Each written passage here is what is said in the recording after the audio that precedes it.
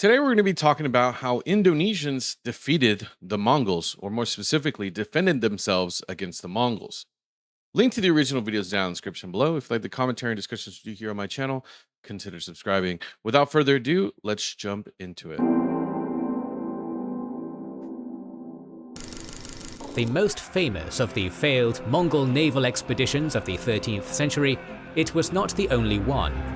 In the early 1290s, Mongol ruler and emperor of the Yuan dynasty, Kublai Khan, ordered a fleet to sail from southern China to Java in modern Indonesia, a campaign which resulted in a humiliating retreat. The expedition against Java was one of the last military campaigns ordered by Kublai in his long life, and like many of these later invasions, cost the Yuan heavily in men and resources for little gain. In this part of our series, Which, by the way, like, even if it's towards the tail end of the dynasty, defeating the Mongols or defending against them, regardless of when it is still an achievement. I still want to get that out of the way. Because I know he kind of talked about it towards the end of this guy's life. But like, the thing is, it's still an accomplishment to defeat the Mongols. On how to defend against the Mongols, we look at how the inhabitants of Java were able to prevent their islands from becoming part of the Mongol Empire with little damage to their own people. This video was sponsored by our kind YouTube members and patrons. Becoming a YouTube member or patron is the best way to support our work, so we're now providing our supporters with exclusive videos to thank them.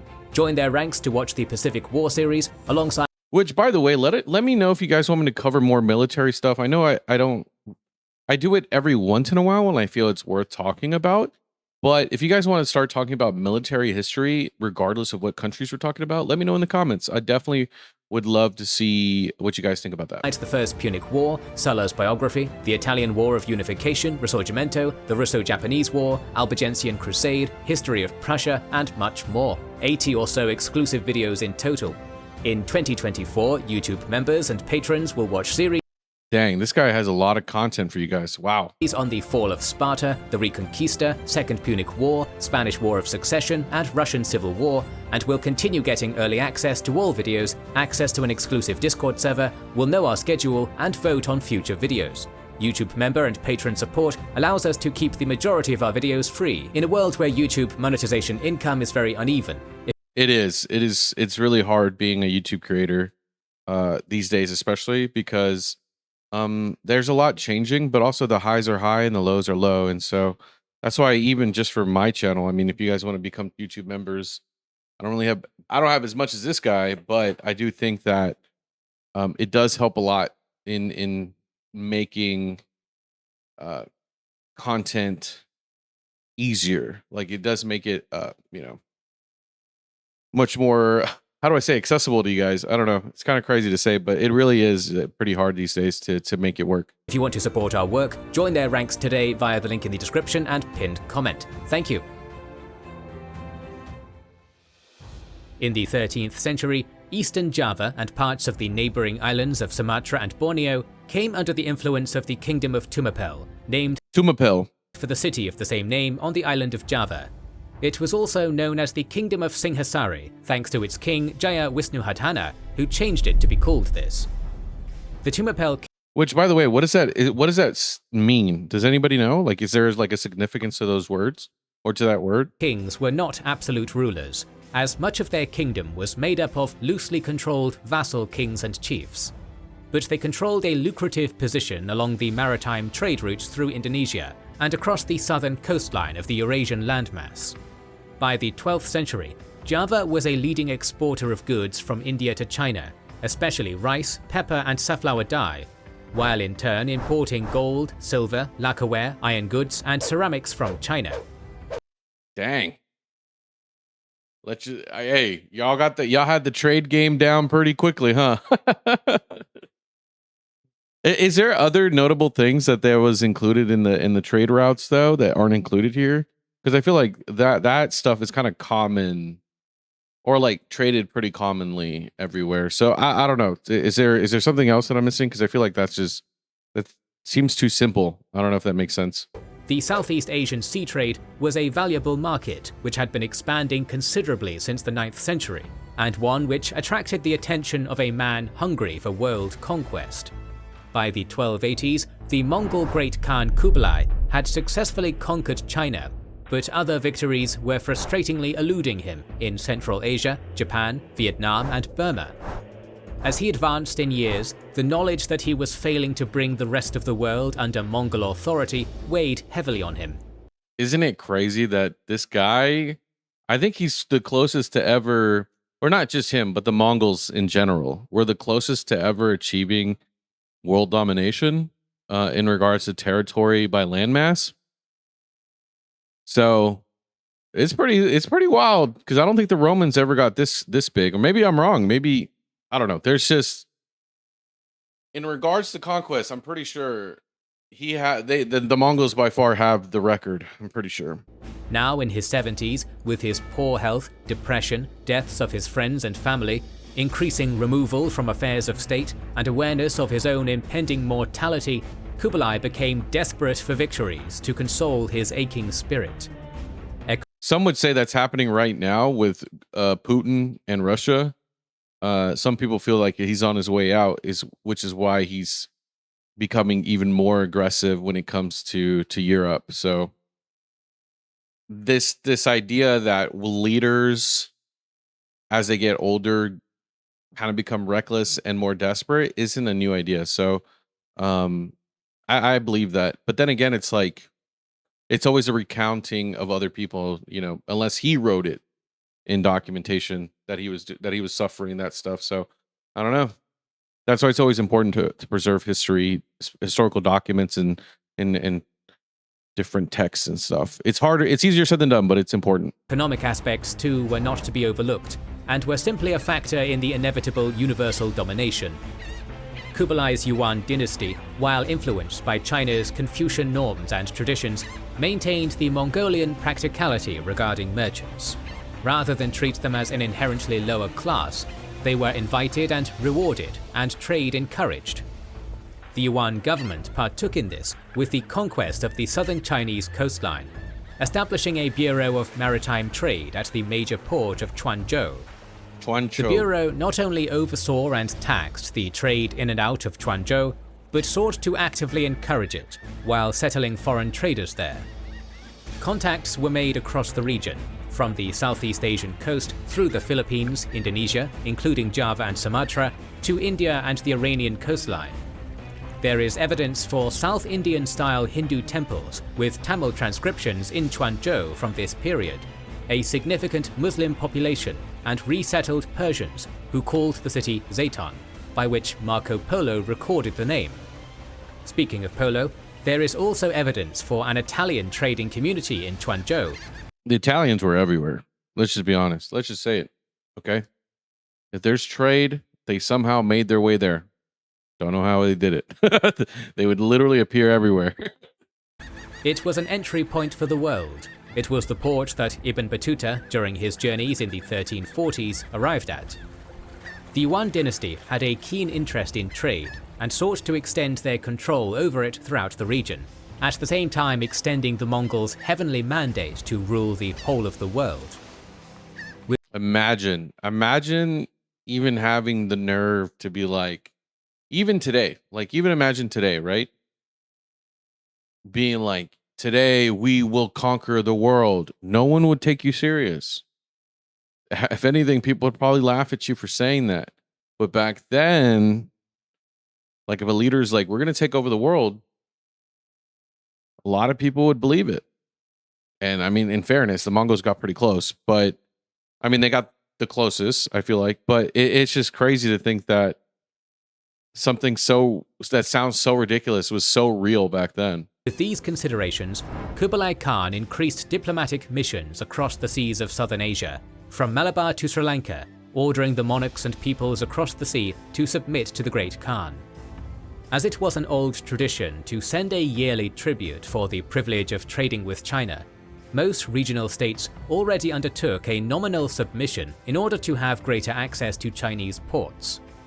While traditional Chinese dynasties were generally content to accept the trade and maintain the image of themselves as the center of the world, even if they did not exercise actual authority in these states, the Mongols were often not quite as lenient.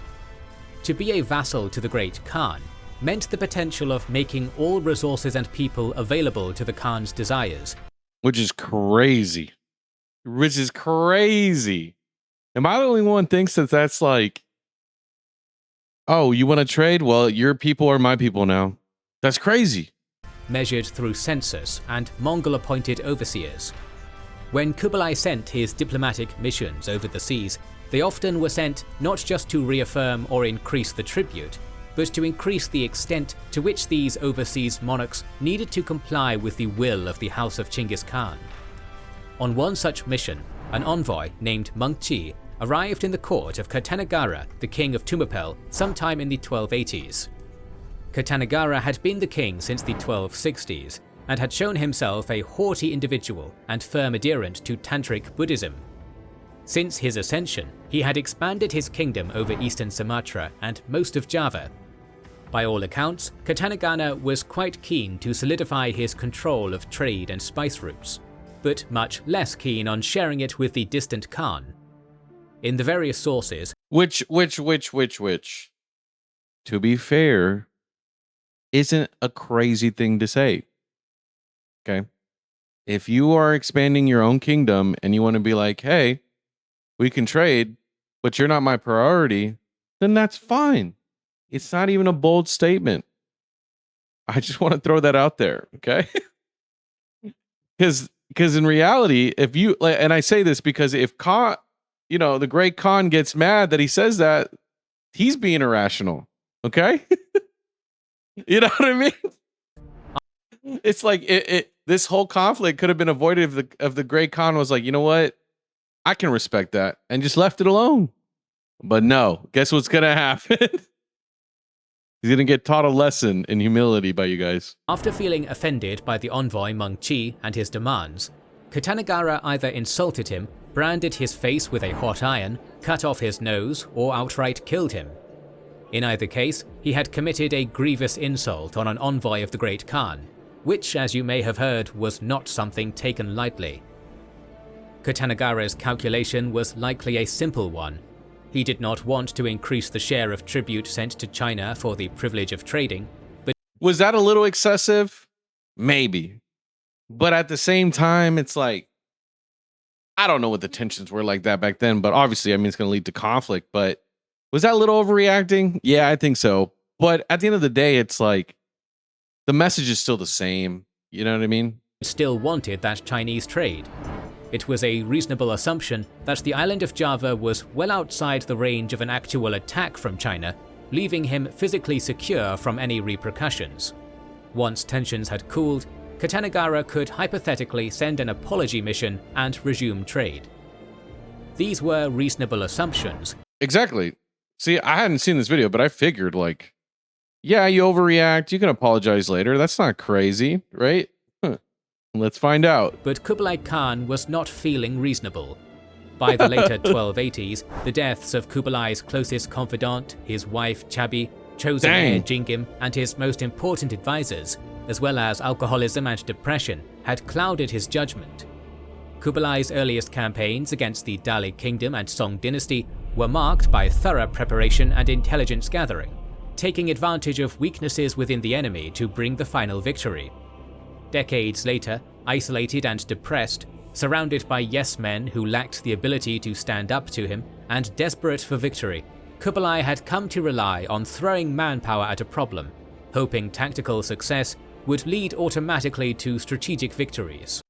Which, it's kind of crazy. You would say that, oh, that's a terrible strategy. And I would argue it is, because it's, you're not valuing human life. But it sucks because, like, that strategy has worked throughout history. I mean, like, I want to be fair and say that it's worked, but I personally don't think it's a great idea. I don't like that strategy. I hate when countries do that. I mean, that's what Russia's doing right now with Ukraine. They're just throwing bodies and bodies and bodies at bodies, all while still losing the war over there. So much so that they're even throwing North Korean bodies in there. And it's like, brother, like, Why do that? That's just, to me, it's just like, if you're not going to win the conflict, just accept it. Just like take the L and move on rather than just become a meat grinder. To me, look, like I said, it's worked in the past for other countries throughout history at certain points, but I just don't like that strategy. So in case people want to debate in the comments. Kublai's knowledge of Java was minimal, but he did not care.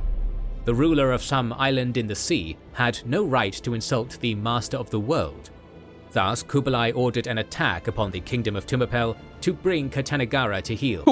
Wait. I don't mean to laugh, but so wait, let me get this straight. So was he just going to throw a bunch of boats at you guys? And I'm laughing because you guys have so many islands. There's so many different places that they could land, like accidentally.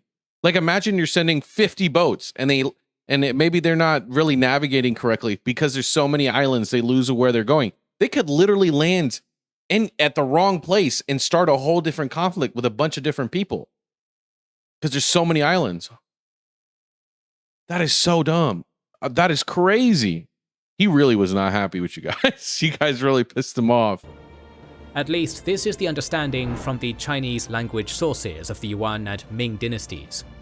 In the medieval Javanese and Balinese sources, the incident with Mengqi the envoy is unmentioned. Instead, Kublai was a friend of the minister Madura Wiraraja, who requested Kublai provide military assistance to the royal family of Tumapel.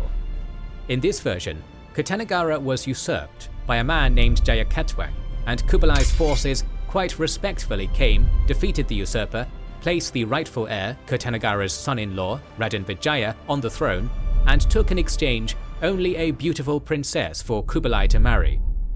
Generally speaking, most reconstructions rely on the Chinese account, though the Javanese sources are interesting for how they justify and depict the Yuan presence. That's so confusing. Those are two dramatically different things. Am I the only one that's a little, I'm really confused now. Let me know in the comments which one's more accurate. I'm going to go with what the video is theorizes, but this is one of those questions. If you're new to this channel, I ask a lot of questions, and it's not because like I don't expect an answer. It's because I expect an answer, and I know I can learn from you guys. This is probably going to be the biggest one. We're about halfway through the video. This is probably going to be by far my biggest one. What is most, I mean, obviously, technically, in the grand scheme of things, it doesn't really matter what was the accurate cause for this, right? Because I still think it's extreme. He overreacted dramatically, right? It doesn't matter. But these are two different accounts, okay? Dramatically different, okay? So I just, for my own sake and sanity of understanding the country better, I just want to know which one's more accurate, in your opinion. Regardless, an invasion fleet and army were prepared in 1292.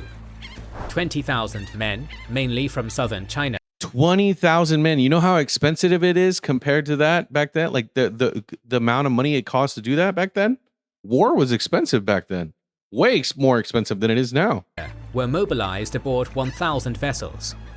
This army 1,000 ships, bro. Like, how are you going to navigate all that anyway? What is the logistics on that? That's crazy. Was led by the former Song commander Gao Xing, the navy by a Uyghur named Yikmis, and all were under the overall command of a Mongol named Shibi.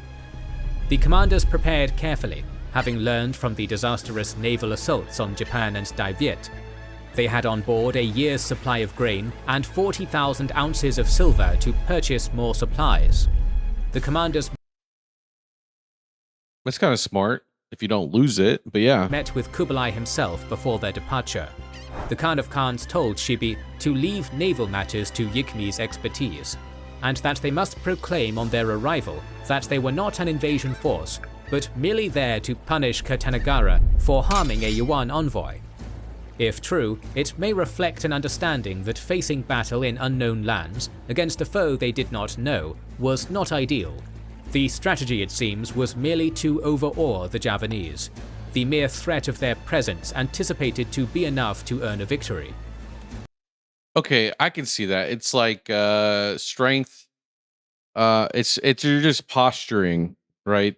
It's peace through strength kind of idea. You get the result you want without having to actually do the actual fighting, right? If they're really only after one guy, then that kind of makes sense, you know. I mean, that's pretty valid, but that's very different than sending a bunch of people. I don't know. Like maybe there's a miscommunication between, or there was maybe some miscommunication between them, but I can see this because this is like very different. Like just showing you have numbers is different than just throwing bodies at a problem. Does that make sense? I don't know. I hope that makes sense. The fleet set out in the winter of 1292 to 93, making a short stopover in Champa, now paying tribute and at peace with the Mongols. There, officers were dispatched on diplomatic missions to Lamuri, Samudra, Perlak and Malayu in Sumatra, seeking tribute and submission. By March 1293, the fleet was off the coast of Java and preparing to make landfall. It was decided to send a diplomatic force ahead of the main fleet to convince Kertanegara to submit and avoid having to make landfall at all. If there was no progress on the diplomatic front in a week, then the fleet was to follow up as a show of force. Okay, that's pretty fair. That's pretty fair. But I think it still again would have been avoided if they were just like respected you guys. In regards to like, yeah, we're just not gonna focus, we're just not gonna care too much about what you guys want. Like, we're not gonna pay more money. The diplomatic mission found no success, for matters had changed considerably in Java by the time of their arrival. The haughty king of Tumapel, Kertanegara, was dead, slain by his vassal Jayakatong of Gilang, based in the city of Kediri. Oh! Kertanegara's son-in-law, Raden Wijaya, based in Majapahit, was resisting him, and the Yuan arrived in the midst of a civil war. A week after the envoys were sent, the Armada landed at Taban, where part of the army under Gaoxing and Yikmis disembarked and marched to Pachakan. The rest of the army was to follow aboard the ships under the command of Tukadege, sailing through the Straits of Madura to rendezvous with the land force.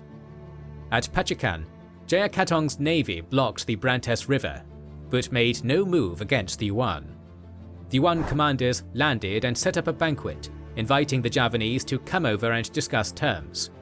No response was made by the Javanese, and after a while, the Yuan fleet and army advanced. Well, they're in the middle of a civil war.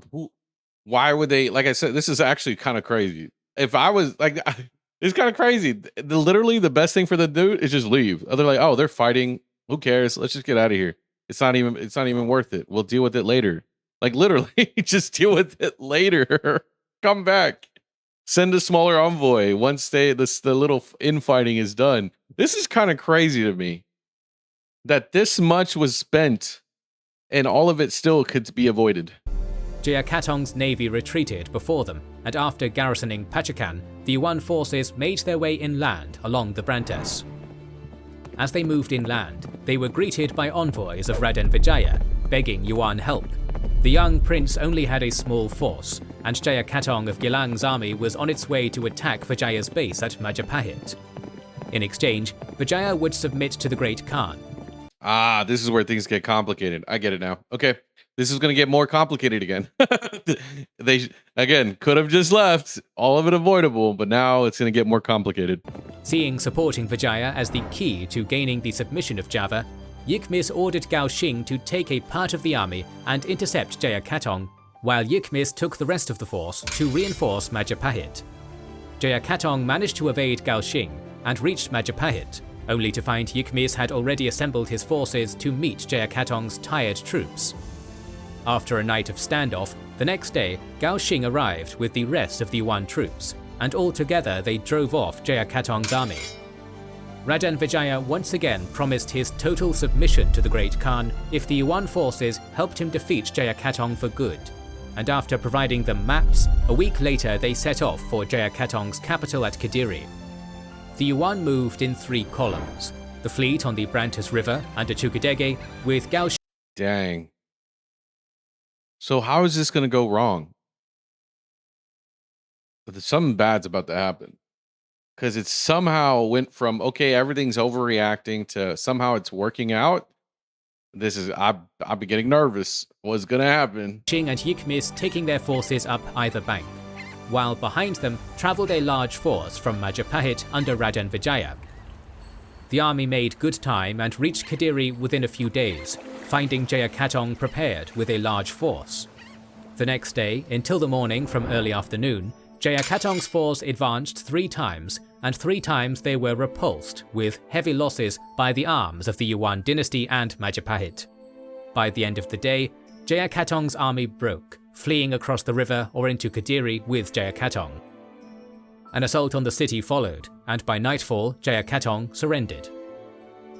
Which, I mean, I don't know what the size of the armies are, but if you have a whole nother army that has boats already ready to go, and they can navigate around the island at any point, like,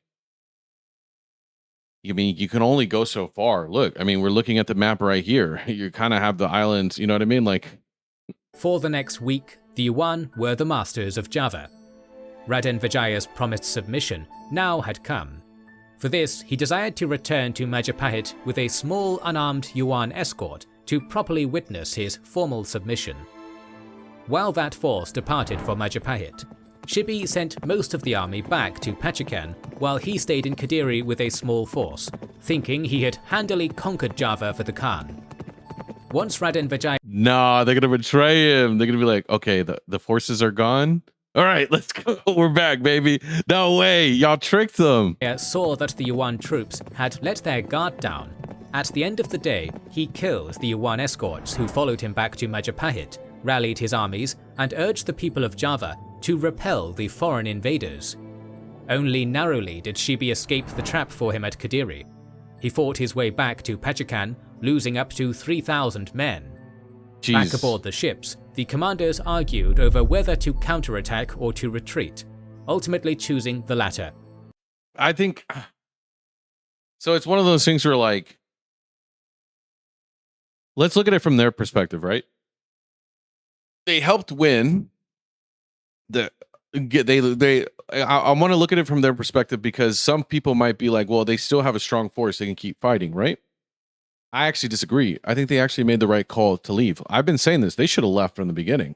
It doesn't matter. They're overreacting, but even then, it's just logistically going to not work out. So you lose some of your men, and let's say you win and you take over Java, right? What now? You have no leaders. You have no rulers that can sit there on your behalf.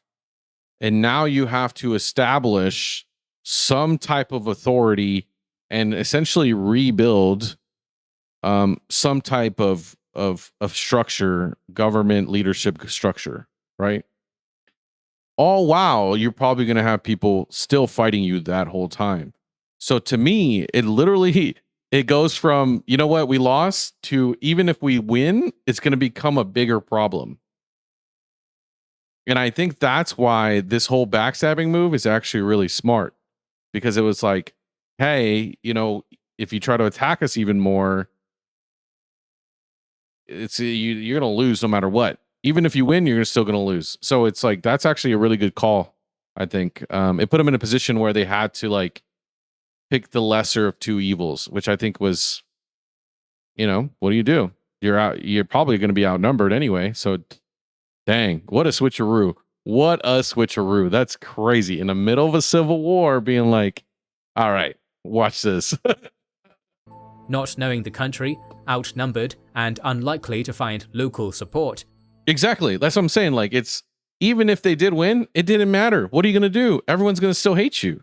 They understood further combat would likely only have one disastrous outcome. Yeah. With that, Shibi ordered a withdrawal back to home port. Which they should have just never, like, as soon as they saw there was a civil war, they should have just left. While they did bring back some trophies, maps of Java, population registers, spices, gold, silver, rhino horn, and prisoners, this did not offset the costs of the campaign. Yeah, no, it definitely did not. Come on, bro. Not as disastrous as the invasions of Japan or Vietnam, even this tactically well-executed campaign could not be turned into a strategic victory, and resulted in a humiliating retreat. Kublai was furious, punishing the commanders, stripping them of a third of their property, and rewarding them with 50 blows from the rod. Once Kublai Khan died in early 1294, there was no stomach to avenge that defeat or those others suffered in Southeast Asia. Well, it just doesn't. Well, what are you gonna? What would be the point to go back there? Like, realistically, what would be the point outside of trading? Because you could still trade, you could still get what you want. Like, this is why, like, these leaders that get really old like this, they just cause so many problems. By contrast, Raden Wijaya established a powerful empire based in Majapahit that came to rule most of modern Indonesia and Malaysia, founded in part with Mongol assistance. Which is really ironic. That's what I'm saying. By the way, if you made it this far in the video, this is another big question that I do think has significant importance. How much Mongol influence is in Indonesia, right? Considering the context that by Mongol intervention, you guys were able to achieve what y'all needed to achieve. So, which is crazy. Y'all tricked them. Y'all tricked them so good. That was crazy. By the end of the 1290s, after Kublai's death, Wijaya sent missions to the Yuan dynasty to resume valuable trade contacts. Despite Smart. That was so smart. That was so smart. Don't wait for them to come back to you. You go back to them. Because it's like, it's more of a like, my bad. You know what I mean? Or like, sorry for that. You know, well, let's you know, sometimes when it comes to somebody who wronged you, but no, it's not even about apologizing to them. You're not apologizing to them. What you're doing is like, even though they attacked you, sometimes it benefits you to forgive them. Does that make sense? And so you kind of have to come to them and work your way to them. But in the end, that still is best for you, right? So I think that was smart to not wait for them to come back. Despite their reputation for destruction across much of Eurasia, in the Javanese Chronicle, there is but a single reference to the Mongols destroying towns and sending people running in flight, reflective of the hope for a less destructive campaign, perhaps helping with the memory of the invasion becoming that of Kublai coming to assist his friends in exchange for a beautiful princess. It was a rather different view than their forces earned in many other places. In the end, Java successfully defended against the Mongols with perhaps the most minimal amount of destruction to their own lands. Through guile, they took advantage of a well-prepared but hesitant Yuan army, and they were thereby able to not only use Mongol troops to their advantage, but inflict upon them a defeat with relatively little bloodshed. In many ways, it was the most effective, least cost-intensive, and most beneficial resistance. That is crazy. Literally, it's just timing and making the right call. Because think about it, like think about it back then, right? You know, boats move slower. You know, you got moving troops around, takes forever. So for this to be the strategy, you would have to be so patient, right? Think about the level of patience. Crazy. Because if you would have, you know, betrayed them a day too soon, it may not have worked out. Or if you would have done it a day too late, it may not have worked out. It's almost like it was meant to happen. It's kind of crazy. But that's crazy. This is crazy, man. I love this. Because it's like, it's not just warfare. It's like a deception, you know, intrigue, and just shows how, you know, the goal wasn't to conquer the Mongols. It was to get them out of here, right? Like there's a difference between bloodlust and wanting to kill them all versus we just want you to get out of here, go away, right? Because when you have that lust for blood, it also leads to more destruction, more mistakes, more chaos. So I think this is actually a great story on what it means to do the right thing when you have the opportunity to not. Does that make sense? Anyway, let me know what you think in the comments down below. This is a fantastic video. Thanks for you guys for recommending this. Let me know if you guys want to see some more war-related videos or conflict, like historical conflicts.